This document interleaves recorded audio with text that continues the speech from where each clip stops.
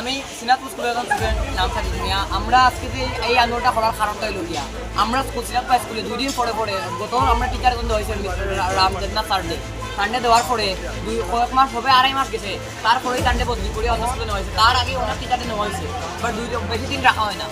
দুইজন টিচার নেওয়া একজন দেওয়া হয় না, সময় এরকম হয়ে যায়। তারপরে আমরা আজকে আন্দোলন করছি, আন্দোলন করার পরে ফুল টিচার দেওয়া ছিল রামসার বছর। তারপরে আমাদের আন্দোলন করার পরে এসএফআইতে তারা আইয়া এই আমাদের আন্দোলনে সাহায্য করিয়া তারপরে আমাদের বদলি দেওয়া হয়েছিল না চারটি রামসার জায়গা অন্য করে দেওয়া হয়েছিল না। তারপর তাড়াতাড়ি তারা অন্য তাদের দিয়া দিচ্ছে, বদলি করে দিয়েছে তারা অন্য।